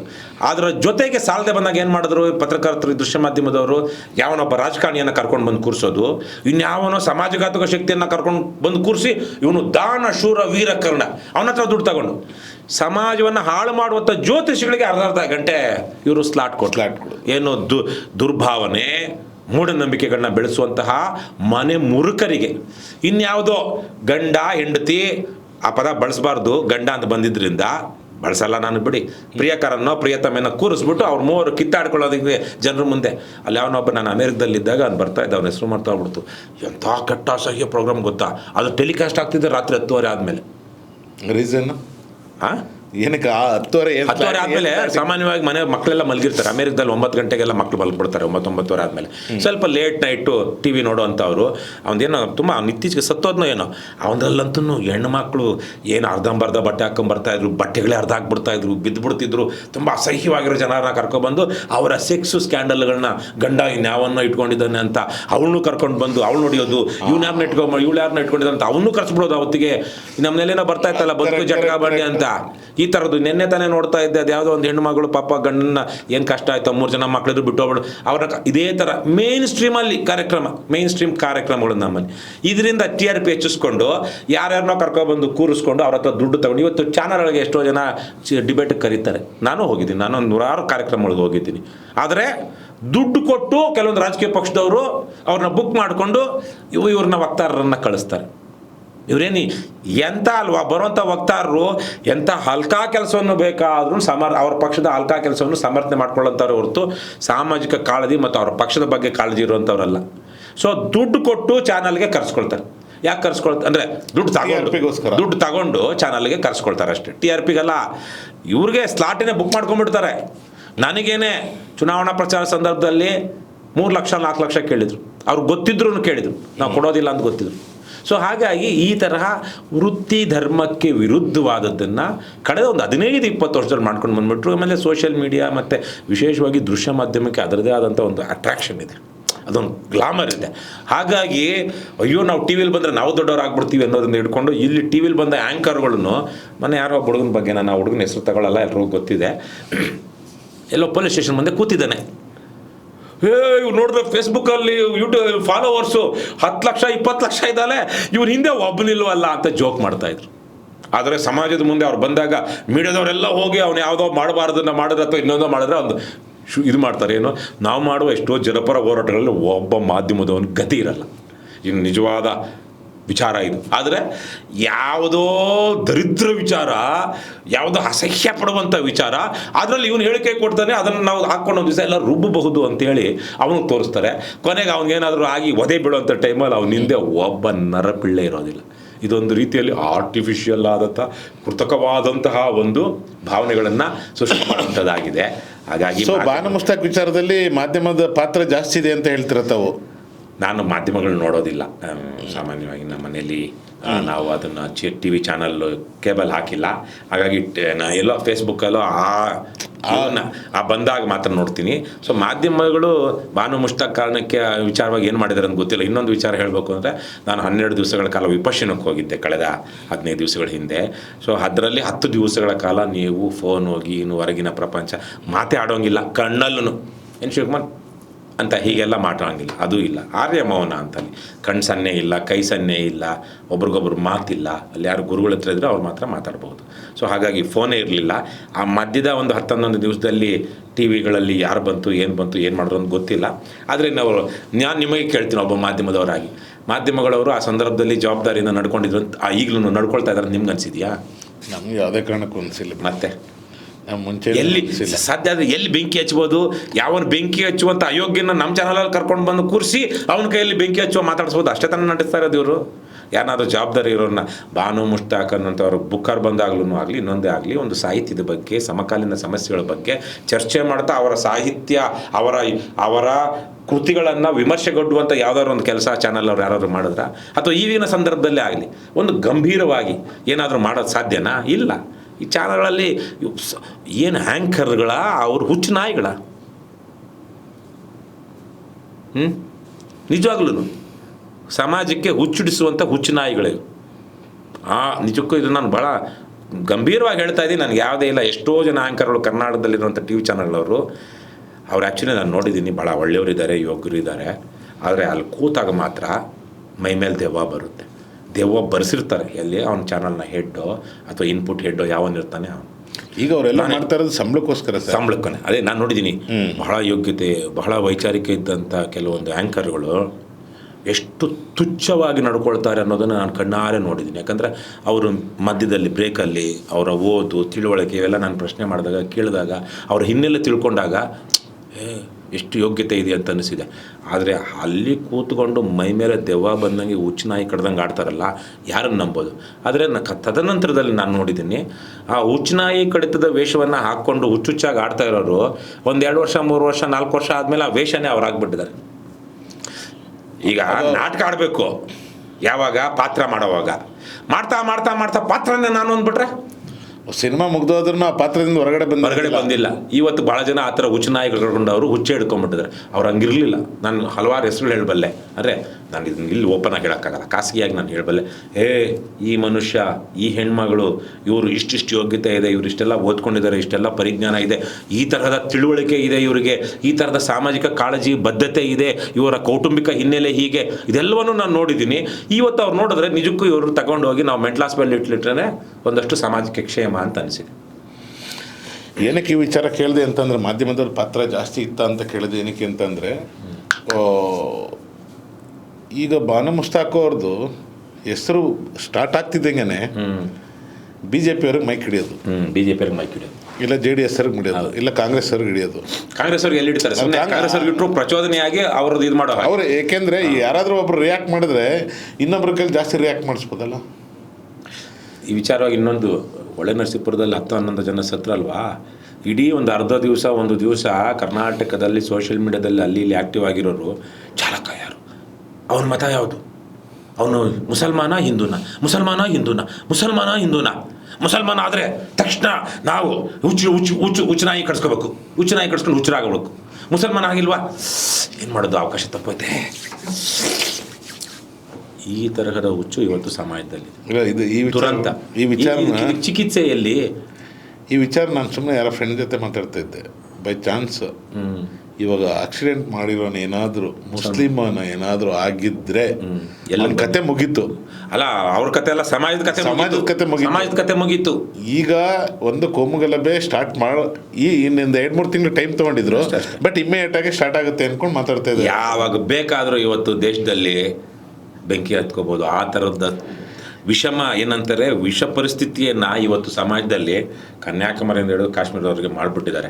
ಆದರೆ ನನ್ನದೊಂದು ಮಾತು ಆ ಥರಕ್ಕೆ ಏನಾದರೂ ಆಗೋಂಗಿರೋ, ನೇಪಾಳದಲ್ಲಿ ಆಗೋಂಗೆ ಒಂಥರ ಸತ್ಪರಿಣಾಮಗಳಾದರೂ ಆಗಲಿ. ಬಟ್ ಇದು ಇವತ್ತೇನು ನಡೀತಾ ಇದೆ, ನಿಜಕ್ಕೂ ಹಿಂಸೆ ಕಡೆಗೇ ಇವತ್ತು ಸಮಾಜವನ್ನು ತಳ್ತಿದ್ದಾರೆ. BJPಯವರು ಏನಕ್ಕೆ ಈ ಒಂದು ಅಜೆಂಡಾ ಇಟ್ಕೊಂಡಿದ್ದಾರೆ? ನೀವು ಹಿಂದೂನಾ ಫಸ್ಟು? ನಾವು ಅದನ್ನು ಯಾವ ಸಂದರ್ಭದಲ್ಲಿ ಯಾವ ರೀತಿಲಿ ಯೋಚಿಸ್ತೀವಿ ಅನ್ನೋದ್ರ ಮೇಲೆ ಹೋಗುತ್ತೆ. ಒಬ್ಬ ಮತ ಆಧಾರಿತವಾಗಿ ನಾನೊಬ್ಬ ಹಿಂದೂ ಸಂಪ್ರದಾಯಗಳೇನಿದೆಯೋ, ಹಿಂದೂ ಆಚರಣೆಗಳೇನಿದೆಯೋ ಅದನ್ನು ಹಲವಾರುಗಳನ್ನ ಮಾಡ್ತೀನಿ. ಮೂಢನಂಬಿಕೆಗಳನ್ನ ಮಾಡೋದಿಲ್ಲ. ಯಾವುದೇ ರೀತಿಯ ಏನು ಕಟ್ಟುಪಾಡುಗಳು ಆ ಥರದ್ದು ನಮ್ಮಲ್ಲಿಲ್ಲ. ಆದರೆ ಒಬ್ಬ ಗಾಂಧಿ ತರಹದ ಹಿಂದೂ ನಾನು. ಗಾಂಧಿ ಹಿಂದೂ ಆದರೆ ನಾನು ಹಿಂದೂ. ಆದರೆ ನಾನು ಮುಸಲ್ಮಾನ್ ಆಗೋದಕ್ಕೆ ಸಾಧ್ಯ ಇಲ್ಲ. ಯಾಕೆಂದರೆ ನಾನು ಇದರಲ್ಲಿ ಹುಟ್ಟಿಲ್ಲ ಅಂತಲ್ಲ, ಮತಾಂತರ ಆಗೋದಿಲ್ಲ. ಯಾವುದಕ್ಕೂ ಮತಾಂತರ ಆಗೋದಿಲ್ಲ. ನಾನು ಕ್ರಿಶ್ಚಿಯನ್ನು ಬಾಪ್ಟಿಸಮ್ ಆಗಿಲ್ಲ, ಮುಸ್ಲಿಮ್ನಾಗೋದಕ್ಕೂ ಅವ್ರದ್ದು ಬಾಪ್ಟಿಸಮ್ ತರಕ್ಕೆ ಅವ್ರದ್ದೇನೆ ನಾನು ಆಗಿಲ್ಲ. ಆದರೆ ನಾನು ಹಿಂದೂ ಆಗಿ ನಾವು ಏನೂ ಆಗೋದು ಬೇಕಾಗಿಲ್ಲ. ಹಿಂದೂ ಆಗಿ ಹುಟ್ಟಿದ ಮೇಲೆ ನಾವು ಈಗ ದ್ವಿಜ ಅಂತಿದೆ. ಕೆಲವೊಂದು ವರ್ಣದವ್ರಿಗೆ ಅವರು ಹುಟ್ಟಿದಾಗ ಎಲ್ಲರೂ ಶೂದ್ರರೆ, ಅದಾದಮೇಲೆ ಅವ್ರಿಗೇನೋ ಆಗಿ ಜನವರ ಹಾಕಿದ ಮೇಲೆ ಅವ್ರು ಇಂಥದ್ದು ಅಂತ ದ್ವಿಜ. ಯಾವನು ಪ್ರತಿಯೊಬ್ಬನು ಹುಟ್ಟುತ್ತಾ ಶೂದ್ರನೇ. ಯಾವುದೋ ಯಜ್ಞೋಪವೀತ, ಅದು ಆ್ಯಕ್ಚುಲಿ ಮತಾಂತರದ ಒಂದು ಪ್ರಕ್ರಿಯೆ. ಒಂದು ಇದರಿಂದ ಇನ್ನೊಂದು ಸ್ಥಳಕ್ಕೆ ಏರಿಸುವಂಥದ್ದು ಅಥವಾ ಇನ್ನೊಂದು. ನನಗೆ ಅದು ಯಾವುದೂ ಆಗಿಲ್ಲ, ನಾನು ಆಗೋದಿಲ್ಲ. ಉಡ್ದಾರನೂ ಇಲ್ಲ ನನಗೆ. ಇವತ್ತೇನೋ ಅಪರೂಪಕ್ಕೊಂದು ವಾಚ್ ಕಟ್ಕೊಂಡಿದ್ರಿ, ಯಾಕಂದ್ರೆ ಇಲ್ಲ ಗಾಯ ಆಗಿ 1-2 ವರ್ಷದಿಂದ ಅದು ಕಟ್ತಾ ಇರಲಿಲ್ಲ, ಎಂಥದ್ದು ಇಲ್ಲ. ಸೊ ಆದರೆ ನಾನೊಬ್ಬ ಗಾಂಧೀಜಿ ತರಹದ ಸಾತ್ವಿಕ ಹಿಂದೂ. ನಮ್ಮನೆಯಲ್ಲೂ ಕುಲದೇವರು ಇನ್ನೊಬ್ರು ಇರ್ತಾರೆ. ಸಂಕಟ ಬಂದಾಗ ವೆಂಕಟರಮಣ, ಸಂಕಟ ಬಂದಾಗ ನನ್ನಂತಹ ಭಕ್ತನೇ ಇಲ್ಲ. ಯಾಕಂದರೆ ನನಗೆ ಯಾರು ಆ ಸಂದರ್ಭದ ನನ್ನ ಸಂಕಟಗಳಿಗೆ ಮನುಷ್ಯರು ಯಾರನ್ನು ಸಹಾಯ ಮಾಡೋ ಸ್ಥಿತಿಲಿ ಇರೋದಿಲ್ಲ. ನನ್ನ ನೋವುಗಳಿಗೆ, ದುಃಖಗಳಿಗೆ, ದುಮ್ಮಾನಗಳಿಗೆ ಯಾರೊಬ್ಬರು, ನನ್ನ ಅಪ್ಪ ಅಮ್ಮ ಹೆಂಡತಿ ಮಕ್ಕಳು ಯಾರನ್ನು ನನಗೆ ಆ ಒಂದು ಮಾನಸಿಕ ಸ್ಥೈರ್ಯವನ್ನಾಗಲಿ ಅಥವಾ ಆ ಸಾಂತ್ವನವನ್ನಾಗಲಿ ಕೊಡೋಕ್ಕೆ ಸಾಧ್ಯ ಇಲ್ಲ. ಅಂಥ ಸಂದರ್ಭದಲ್ಲಿ ನಾನು ದೇವರನ್ನ ನಾನು ಇದರಲ್ಲಿ ಮೊರೆ ಇಡ್ತೀನಿ. ನಾವು ಅದನ್ನು ಹೇಳ್ಕೊಳ್ಳೋದು ಬೇಕಾಗಿಲ್ಲ. ಆದರೆ ಹಾಗಂತೇಳಿ ನಾನು ಬಾಹ್ಯವಾಗಿ ಯಾವುದೇ ಆಡಂಬರದ್ದಾಗಲಿ ಅಥವಾ ಏನು ಮೂಢನಂಬಿಕೆಗಳನ್ನಾಗಲಿ ಮಾಡೋದಿಲ್ಲ. ವೈಚಾರಿಕವಾಗಿ ಬೆಳೀರಿ. ನಿಮಗೂ ಕುವೆಂಪು ತರಹದ ಒಂದು ರೀತಿಯ ವಿಚಾರಗಳನ್ನು ನಮ್ಮ ಕೆಟ್ಕೊ ಬಂದವನು. ಹಾಗಾಗಿ ಆ ಪ್ರಶ್ನೆ ಕೇಳಿದ್ರೆ, ಆದರೆ ಇವತ್ತಿನ ಹಿಂದುತ್ವದ ಹಿಂದುವನಾ ಏನದು? ಇಲ್ಲ, ವಿಚಾರ ಏನಕ್ಕೆ ಕೇಳಿದೆ ಅಂತ ಸರ್, ವೆರಿ ಸಿಂಪಲ್. ಈಗ ನೆನ್ನೆ ಏನೋ CM ಇದಕ್ಕೆ ಹೋದ್ರು ಅನ್ಸುತ್ತೆ, ಮೊನ್ನೆ ಮೈಸೂರಿಗೆ. ನಾನೇನು ಮುಸ್ಲಿಮನ, ನಾನು ಹಿಂದೂನೇ ಅಂದರು. ಅಲ್ಲಿ ಪ್ರಧಾನಿನೂ ಅದನ್ನೇ ಹೇಳ್ತಾರೆ, BJPಯವರು ಅದನ್ನೇ ಹೇಳ್ತಾರೆ, ನಾನು ಹಿಂದೂ. ನೀವು ಹುಟ್ಟಬೇಕಂದ್ರೆ ಹಿಂದೂನಪ್ಪ. ಇವಾಗ ಯಾಕೆ ಹಿಂದೂ ಅಂತ ನೀವು ಯಾಕೆ ಹೇಳ್ಕೊಂಡು ಡಂಗುರ ಹೊಡಿತಾ ಇದ್ದೀರಾ? BJPಯವ್ರ ಅಜೆಂಡಾಗಿ ಇವರು ಬಲಿಯಾಗಿದ್ದಾರೆ ಅಷ್ಟೇ. ಅವರು ನಿಮಗೆ ಟಚ್ ಮಾಡ್ತಾರೆ, ನೀವು ಆ ಟಚ್ ಮಾಡಿದ್ರೆ ಡೋರ್ ಲಾಕ್ ಮಾಡ್ತಾರೆ, ಇವ್ರು ಓಪನ್ ಮಾಡಿಬಿಟ್ಬಿಡ್ತಾರೆ. ಭಾರತೀಯ ಪರಂಪರೆ ಎಷ್ಟು ವಿಸ್ತಾರವಾದದ್ದು ಅಂದರೆ, ಇಲ್ಲಿ ಹಿಂದೂ ಆಗೋದಕ್ಕೆ ನೀವು ಇದೇ ಆಗಿರಬೇಕು ಅನ್ನೋದೇ ಇಲ್ಲ. ಆದಿವಾಸಿಗಳು ಹಿಂದೂಗಳ ನೀವು ಕೇಳಿದ್ರೆ ಅವ್ರಿಗೆ ಯಾವ ದೇವರನ್ನ ಪೂಜೆ ಮಾಡ್ತಾ ಇದ್ದಾರೆ? ಈ ರಾಮ, ಕೃಷ್ಣ, ವಿಷ್ಣು ಅನ್ನೋದೇ ಎಷ್ಟು ಜನ ಆದಿವಾಸಿಗಳು ಗೊತ್ತಿಲ್ಲ. ಇವತ್ತು ಆದಿವಾಸಿಗಳು ಹಿಂದೂ ಅಂತಿದ್ದೀವಿ. ಒಟ್ಟಾರೆಯಾಗಿ ದೇಶದ ಉದ್ದಗಲಕ್ಕೂ ನೋಡಿದ್ರೆ ಅಲ್ಲೊಂದು ಸಂಪ್ರದಾಯ, ಇಲ್ಲೊಂದು ಸಂಪ್ರದಾಯ. ಹಾಗಾಗಿ ಒಂದು ಹಿಂದೂ ಅನ್ನುವಂಥದ್ದು ಒಂದು ವಿಶಾಲವಾದದ್ದು, ಅದು ಆ್ಯಕ್ಚುಲಿ ಯಾವುದೇ ಕಟ್ಟುಪಾಡುಗಳಿಲ್ಲದ, ಆದರೆ ಮನುಷ್ಯತ್ವನೋ ಇನ್ನೊಂದನ್ನೋ ವಿಸ್ತಾರವಾದಂಥ ಒಂದು ನಂಬಿಕೆ ಮೇಲೆ ನಡೀತಿರುವಂಥ ಒಂದು ಮತ ಅಂದ್ಕೋಬಹುದು. ಬೇರೆ ಮತಗಳಲ್ಲಿದ್ದಷ್ಟು ಕೆಲವೊಂದು ಏನು ನೀವು ಇದಾಗಬೇಕಾದ್ರೆ ಇದಾಗಲೇಬೇಕು, ದಿವಸಕ್ಕೆ 5 ಸಲ ನಮಾಜ್ ಮಾಡಬೇಕು, ಇನ್ನೊಂದು ಹೋಗ್ಬೇಕು, ಅಲ್ಲಿ ಹೋಗ್ಬೇಕು ಅಂತಿಲ್ಲ. ಆದರೆ ದೇವಸ್ಥಾನಕ್ಕೆ ಬೇರೆ ಚಾರ್ಧಾಮ್ ಅಂತಲೋ ಇನ್ನೊಂದಂತಲೋ ಏನೋ ಹೇಳಿದರೆ ಹೋಗಲೇಬೇಕು ಅಂತಿಲ್ಲ. ಕುವೆಂಪು ಅವ್ರು ಅದನ್ನು ಹೇಳ್ತಾರಲ್ವ, ನಾವು ಕುಡಿಯುವ ನೀರು ಅದೂ ಗಂಗೆನೇ, ನಾವೆಲ್ಲಿರ್ತೀವೋ ಅದೇ ಪುಣ್ಯ ಸ್ಥಳ ಅಂತ. ಹಾಗಾಗಿ ಆ ಜಾಗ ಈ ಜಾಗ ಅಂತೇನೂ ಇಲ್ಲ. ಹಾಗಾಗಿ ನನಗನ್ಸುವಾಗ ಒಂದು ಸಂದರ್ಭದಲ್ಲಿ ಇವತ್ತು ಈ BJPಯವರ ಮತೀಯ ರಾಜಕಾರಣದಿಂದಾಗಿ ಅಯೋಗ್ಯ ಕಾಂಗ್ರೆಸ್ನವ್ರಿಗೆ ಅದಕ್ಕೆ ತಿರುಗೇಟು ಕೊಡಲಾದಂಥ ಅಯೋಗ್ಯತನದಿಂದಾಗಿ ಇವತ್ತು ನೀವು ಹಿಂದೂ ಆಗಿರಬೇಕು ಅಂದರೆ ಇದೆಲ್ಲ ಮಾಡಬೇಕು ಅನ್ನುವಂಥದ್ದು ಬಂದ್ಬಿಟ್ಟಿದೆ. ಈ ಮೂರ್ಖ ಅಥವಾ ಭಾರತದ ಪರಂಪರೆಯ ವಿರೋಧಿಗಳಾಗಿರುವಂಥವ್ರು ನೀವು ಹಿಂದೂಗಳಾಗಿದ್ದರೆ ಇವೆಲ್ಲ ಮಾಡಬೇಕು. ಮೊನ್ನೆ ಒಂದು ಹೆಣ್ಮಗಳು ಏನೋ ಹೇಳ್ತಾ ಇದ್ರಲ್ಲ, ಹಿಂದೂಗಳೆಲ್ಲ ಒಳ್ಳೆಯವರಲ್ಲ.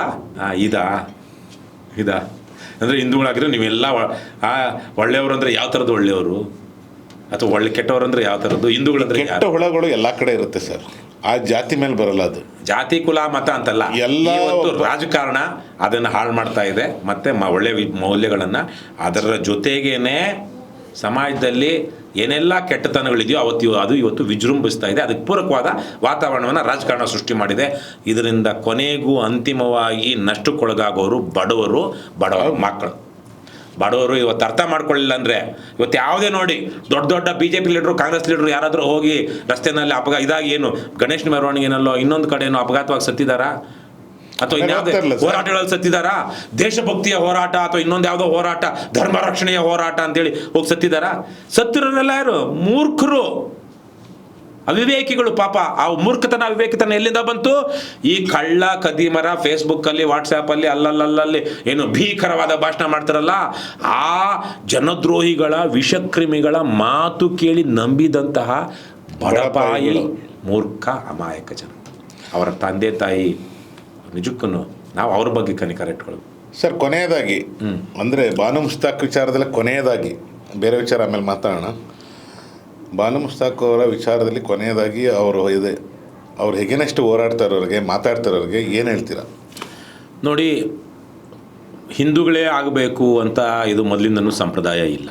ಇದು ಯಾವುದೋ ಒಂದಲ್ಲಿ ಪೂಜೆ ನಡೀತಾ ಇದೆ, ಇನ್ನೊಂದು ನಡೀತಾ ಇದೆ, ಅದಕ್ಕೆ ಯಾರು ಅನ್ಯಮತೀಯರನ್ನ ಕರೆದಿದ್ದಾರೆ ಅಂತಲ್ಲ.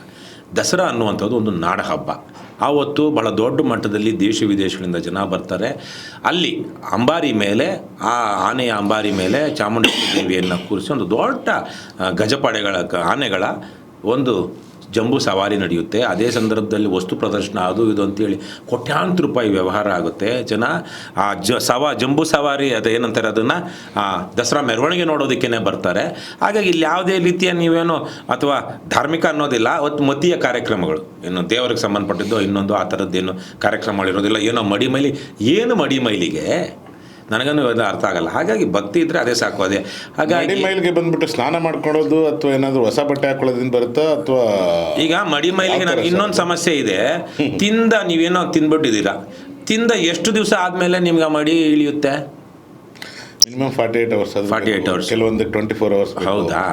ನನಗೆ ಗೊತ್ತಿಲ್ಲ. ಯಾಕಂದ್ರೆ ನಿಮ್ಮತ್ತ ದೊಡ್ಡವರು ಬೆಳಗ್ಗೆ ತಿಂದ್ಬಿಟ್ಟು ಮಾಂಸ ದೇವಸ್ಥಾನಕ್ಕೆ ಹೋಗ್ಬಿಟ್ರೆ ಏನೇನೋ ಆಗ್ಬಿಡ್ತು ಅಂತಾರೆ. ಹಿಂದಿನ ದಿವಸ ತಿಂದಿರೋ ಮಾಂಸ ಇನ್ನೂ ಹೊಟ್ಟೆ ಒಳಗಡೆ ಇದ್ರೆ ಪರವಾಗಿಲ್ವಾ? ಇವೆಲ್ಲ ಮೈಲಿಗೆ ಅನ್ನುವಂತಹದ್ದು ನಾವು ಮನಸ್ಸಿನಲ್ಲಿ ಇಟ್ಕೊಳ್ಬೇಕಾದ್ರೆ ನೈತಿಕತೆಗೆ ಸಂಬಂಧಪಟ್ಟಿದ್ದು, ಬಾಹ್ಯ ಆಚರಣೆಗಳಿಂದಲ್ಲ. ಹಾಗಾಗಿ ನಾನು ಅದ್ರ ಬಗ್ಗೆ ಅದು ಇನ್ನೂ ತುಂಬ ದೀರ್ಘವಾಗೋಗುತ್ತೆ. ಎಷ್ಟೋ ಜನ ಮೂರ್ಖರಿಗೆ ಇವೆಲ್ಲ ಕೆಲವೊಂದು ಅರ್ಥ ಆಗಲ್ಲ. ಅದ್ರ ಬಗ್ಗೆ ಮಾತಾಡೋದಕ್ಕಿಂತ ಮುಖ್ಯವಾಗಿ ಬಾನು ಮುಷ್ತಾಕ್ ಅವ್ರಿಗೆ ಜೊತೆಗೆ ಹಿಂದೆ ವೀರೇಂದ್ರ ಹೆಗ್ಗಡೆ ಜೈನ್ ಅಥವಾ ವೀರೇಂದ್ರ ಜೈನ್ ಹೆಗ್ಗಡೆ, ಮೊದಲಿಗೆ ಅವರು ವೀರೇಂದ್ರ ಹೆಗ್ಗಡೆ ತಮ್ಮನ ಹೆಸರು ಹರ್ಷೇಂದ್ರ ಕುಮಾರ್ ಮಗನ ಹೆಸರೇನು ಏನೋ ನಿಶ್ಚಲ್ ಜೈನು. ಅವ್ರ ಕುಟುಂಬದಲ್ಲಿ ಜೈನ್ ಅನ್ನೋದು ಅವರು ಸರ್ನೇಮ್. ಯಾರು ಪದವಿಗೆ ಬರ್ತಾರೋ ಅವರಿಗೆ ಹೆಗ್ಗಡೆ ಅಂತ ಇಡ್ತಾರೆ. ಸೊ ವೀರೇಂದ್ರ ಜೈನ್ ಹೆಗ್ಗಡೆ ಅಂತ ಆಗಬೇಕಾಗಿತ್ತು, ಅದನ್ನು ವೀರೇಂದ್ರ ಹೆಗ್ಗಡೆ ಆಗಿಬಿಟ್ಟಿದೆ. ವೀರೇಂದ್ರ ಜೈನ್ ಹೆಗ್ಗಡೆ ದಸರಾ ಉದ್ಘಾಟನೆ ಮಾಡಿಲ್ವಾ? ನಾಡಹಬ್ಬ ಉದ್ಘಾಟನೆ ಮಾಡಿಲ್ವಾ? ನಿಸಾರ್ ಅಹಮದ್ ಮಾಡಿಲ್ವಾ? ಆವತ್ತಿಗೆ ಇಷ್ಟು ಕ್ಷುದ್ರವಾಗಿ ಯೋಚನೆ ಮಾಡೋರು ಇರಲಿಲ್ಲ ನನ್ನ ಪ್ರಕಾರ. ಇವತ್ತು ಬೆಂಕಿ ಹಚ್ಚಿ ಮೈ ಕಾಯಿಸ್ಕೊಳ್ಳೋವಂಥ ಜನ ಜಾಸ್ತಿ ಆಗಿದ್ದಾರೆ. ಅದರಲ್ಲಂತೂ ಮುಖ್ಯವಾಗಿ ಏನೋ ಸಣ್ಣ ಪುಟ್ಟದ ಬೆಂಕಿ ಇದ್ದರೆ ಅದಕ್ಕೆ ಪೆಟ್ರೋಲ್ ಸುರಿಯುವಂಥ ಕೆಲಸವನ್ನು ಹಲ್ಕಗಳು ಲೋಫರ್ಗಳು ಇವರೆಲ್ಲ ಮಾತಾಡೋದಕ್ಕೆ ಹೋಗಿ ಮಾಧ್ಯಮದಲ್ಲಿ ಪ್ರಾಮುಖ್ಯತೆ ಕೊಟ್ಟರೆ ಏನಾಗುತ್ತೆ ಶಿವಕುಮಾರ್? ಅದೇ ಆಗ್ತಾ ಇರೋದು. ಹಿಂದೆ ಯಾವುದೋ ಒಂದು ಪೇಜಲ್ಲಿ ಯಾವುದೋ ಒಂದು ಮೂಲೆಯಲ್ಲಿ 1 ಪ್ಯಾರನೋ 2 ಪ್ಯಾರನೋ ಬರಿತಾ ಇದ್ದ ಸುದ್ದಿ ಇವತ್ತು ಮುಖಪುಟಗಳ ಪ್ರಮುಖ ಸುದ್ದಿ. ಎಲ್ಲೋ ಒಂದು ಮೂಲೆಗೆ ತಳ್ಳಬೇಕಾಗಿದ್ದಂಥ ವಿಚಾರ ಇವತ್ತು ಅದೇನೇ ಬಿಗ್ ಬ್ರೇಕಿಂಗ್ ನ್ಯೂಸ್, ನಮ್ಮಲ್ಲೇ ಮೊದಲು ಎಕ್ಸ್ಕ್ಲೂಸಿವ್. ಯಾವನಂತ ನೋಡಿದ್ರೆ ನಾನು ಯಾರು ಇತ್ತೀಚೆಗೆ ನನಗೆ 2-3 ಜನ ಪರಿಚಯ ಆದರೂ ದೊಡ್ಡ ಫೇಸ್ಬುಕ್ಕಲ್ಲೋ ಅಥವಾ ಯೂಟ್ಯೂಬರ್ಸು ಇನ್ಫ್ಲೂಯೆನ್ಸರ್ಸ್ ಏನೇನೋ ಅಂತ ಎಂಥ ವಿವೇಕಗಳಿದ್ದಾರೆ, ಎಷ್ಟು ಅಪರೂಪರಿದ್ದಾರೆ ಅಂತ ನನಗೆ ಆಶ್ಚರ್ಯ ಆಗ್ಬಿಡ್ತು. ಅದೇನೋ ನಮ್ಮ ಭಾಷೆಯಲ್ಲಿ ಹೇಳ್ಬೇಕಂದ್ರೆ ಇಲ್ಲ. ಆದರೆ ನೋಡಿದ್ರೆ ಸಮಾಜದಲ್ಲಿ ಒಂಥರ ಗಣ್ಯ ವ್ಯಕ್ತಿಗಳಾಗಿ ಬಿಂಬಿತರಾಗ್ಬಿಟ್ಟಿದ್ದಾರೆ, ಇನ್ಫ್ಲುಯೆನ್ಸರ್ಸ್ ಆಗಿಬಿಟ್ಟಿದ್ದಾರೆ. ಸೊ ಅವ್ರಿಗೆಲ್ಲ ಇವತ್ತು ಆ ಮಾನ್ಯತೆ ಕೊಟ್ಟಿದ್ದಾರು ಬಹುತೇಕವಾಗಿ ನಮ್ಮ ಮಾಧ್ಯಮದವರು. ಹಾಗಾಗಿ ಮಾಧ್ಯಮದವ್ರನ್ನ ಜನ ನನಗನ್ಸೋ ಹಾಗೆ ನಿಮ್ಮ ದೈಹಿಕ ಮಾನಸಿಕ ನೆಮ್ಮದಿಗಾಗಿ ಮೊದಲು ಮಾನಸಿಕ ನೆಮ್ಮದಿ, ಈ ಮಾನಸಿಕ ನೆಮ್ಮದಿ ಕೆಡ್ತಾ ಯಾವ್ದಾದ್ರು ಹುಚ್ಚನ ಕೆಲಸ ಮಾಡೋದನ್ನ ಎಲ್ಲರೂ ಬಡ್ದಾಡ್ತಾ ಇದ್ರೆ ನಿಮಗೂ ದೈಹಿಕವಾಗಿಯೂ ನೀವು ಸಾಯ್ಬೋದು. ಯಾಕಂದರೆ ಬೆಂಕಿ ಎಲ್ಲಾದರೂ ಹತ್ಕೊಂಡಾಗ ಎಲ್ಲಾದ್ರೂ ಯಾರು ಬೇಕಾದ್ರೂ ಹೋಗ್ಬೋದಲ್ಲ. ನೇಪಾಳದಲ್ಲಿ ಎಲ್ಲೋ ಹತ್ತಿದ ಬೆಂಕಿ ನೇಪಾಳದ ಮಾಜಿ ಪ್ರಧಾನಿ ಹೆಂಡತಿಯನ್ನೇ ಸುಟ್ಟಾಕ್ಬಿಡ್ತು. ಅಕ್ಷರಶಃ ಬೆಂಕಿ ಎಲ್ಲೋ ಹತ್ಕೊಂಡಿದ್ದು ಬಲಿಯಾಗಿದ್ದು ಮಾಜಿ ಪ್ರಧಾನಿಯ ಹೆಂಡತಿ. ಎಷ್ಟು ದೊಡ್ಡ ವಿಚಾರ ನೋಡಿ. ದೇಶದ ಹಣಕಾಸು ಸಚಿವನನ್ನು ಹಠಾಡಿಸ್ಕೊಂಡು ಹೊಡೆದ್ರು. ಅದೇ ರೀತಿಯಲ್ಲಿ ಯಾರಿಗೆ ಬೇಕಾದ್ರೂ ನಾವು ಸೇಫ್ ಅಂತಿಲ್ಲ ಬೆಂಕಿ ಹತ್ತದಾಗ. ಅದಕ್ಕೆ ದೈಹಿಕವಾಗಿಯೂ ಮಾನಸಿಕವಾಗಿಯೂ ನೀವು ನೆಮ್ಮದಿಯಾಗಿರಬೇಕು ಅನ್ನೋಂಗಿದ್ರೆ ಮೊದಲು ಈ ದುಷ್ಟ ನೀಚ ಮಾಧ್ಯಮಗಳು ಏನು TV ಚಾನಲ್ಸ್ ಅಂತಿದ್ದಾವೆ, ನ್ಯೂಸ್ ಚಾನಲ್ಸು, ಅದನ್ನು ತಿರಸ್ಕರಿಸಿ ಬಿಡಿ. ನಾವು ಮಾಡೋ ಯಾವ ಕೆಲಸನೂ ಇವ್ರು ಯಾರು ತೋರಿಸ್ತಾ ಇಲ್ಲ ಅಂತ ನಮಗೆ ಗೊತ್ತಿದೆ. ಅದರಿಂದ ಏನು ಹೇಳ್ತಾ ಇಲ್ಲ. ಇವರ ಉದ್ಯೋಗನೇ ಇವತ್ತು ಬೆಂಕಿ ಹಚ್ಚೋದಾಗ್ಬಿಟ್ಟಿದೆ. ಇವರಿಂದ ಏನು ಸಮಾಜಕ್ಕೆ ಇವತ್ತು ಒಳ್ಳೇದಾಗ್ತಾ ಇಲ್ಲ. ಇದ್ರ ಬದಲಿಗೆ ಸೋಷಿಯಲ್ ಮೀಡಿಯಾದಲ್ಲಿ ಒಂದಷ್ಟು ಯಾರ್ಯಾರೋ ಮಾತಾಡ್ತಾರಲ್ಲ, ಅವರಾದರೂ ಎಷ್ಟೋ ಪರವಾಗಿಲ್ಲ, ಅವ್ರದ್ದು ಇನ್ಫ್ಲುಯೆನ್ಸು ಕಡಿಮೆ ಇರುತ್ತೆ. ಇದ್ರೂ ಅವರು ಕೆಟ್ಟ ಇನ್ಫ್ಲುಯೆನ್ಸು ಕಡಿಮೆ ಇರುತ್ತೆ. ಹಾಗಾಗಿ ನೀವು ಅದನ್ನು ನೋಡೋದು ಬಿಡಿ ಅಂತ ನಾನು ಹೇಳ್ತೀನಿ. ಈ ಸಂದರ್ಭದಲ್ಲಿ ಬಾನು ಮುಷ್ತಾಕ್ ಅವರು ಅವರು ಬಹು ಧೈರ್ಯವಂತ ಮಹಿಳೆ. ನನ್ನ ಪ್ರಕಾರ ಈ ರಾಜ್ಯದ ಮಹಿಳೆಯರ ಪ್ರತಿನಿಧಿ. ಎಷ್ಟೋ ಜನ ಮಹಿಳೆಯರು ಅವರಿಂದ ಧೈರ್ಯ ಪಡ್ಕೊಳ್ಬೇಕು ಅಂತಹ ಕೆಲಸವನ್ನು ಅವ್ರು ಮಾಡಿದ್ದಾರೆ. ಚಾಮುಂಡೇಶ್ವರಿಗೆ ನಿಜಕ್ಕೂ ಒಂದು ಗೌರವ ಸಿಗುವಂತಹ ಕೆಲಸ ಇದರಿಂದ ಆಗುತ್ತೆ. ನಾನು ಇದನ್ನೇನು BJP ವಿರುದ್ಧ ಕಾಂಗ್ರೆಸ್ನ ಪರ ಅವೆರಡೂ ಇಲ್ಲ. ಬಾನು ಮುಷ್ತಾಕ್ ಆಗಲಿ, ನಿಸಾರ್ ಅಹ್ಮದ್ ಆಗಲಿ, ಅಥವಾ ವೀರೇಂದ್ರ ಹೆಗ್ಗಡೆ ಜೈನ್ ಬಗ್ಗೆ ಆವಾಗ ಏನಿತ್ತು ಒಳ್ಳೆಯ ಅಭಿಪ್ರಾಯ, ಇವತ್ತೊಂದು ಸ್ವಲ್ಪ ಸಂಶಯಾಸ್ಪದವಾಗಿದೆ. ಆದರೆ ಆವಾಗ ಒಂದು ಕಾಲದಲ್ಲಿ ಇವತ್ತಿಗೂ ವೀರೇಂದ್ರ ಹೆಗ್ಗಡೆ ಜೈನ್ ಬಗ್ಗೆ ಹಲವಾರು ಜನರಿಗೆ ಒಳ್ಳೆಯ ಅಭಿಪ್ರಾಯ ಇದೆ. ಹಾಗಾಗಿ ಸಮಾಜದಲ್ಲಿ ಸದಭಿಪ್ರಾಯ ಇರುವಂಥವ್ರನ್ನ ಕರೆಸಿ ಆ ಮೂಲಕ ಒಂದಷ್ಟು ಒಳ್ಳೆಯ ಸಂದೇಶವನ್ನು ಸಮಾಜಕ್ಕೆ ಕೊಡೋದ್ರಲ್ಲಿ ತಪ್ಪೇನು. ನಾವು ಸಂಭ್ರಮಿಸೋಣ. ಯಾರಾದರೆ ಏನು, ಕುಲ ಜಾತಿ ಮತ ಬಿಟ್ಟು ಸಂಭ್ರಮಿಸೋಣ. ಹೆಚ್ಚಿನ ವಿಡಿಯೋಗಳಿಗೆ ಪ್ರತಿಧ್ವನಿ ಯೂಟ್ಯೂಬ್ ಚಾನೆಲ್ ಸಬ್ಸ್ಕ್ರೈಬ್ ಮಾಡಿ, ಬೆಲ್ ಐಕಾನ್ ಕ್ಲಿಕ್ ಮಾಡಿ.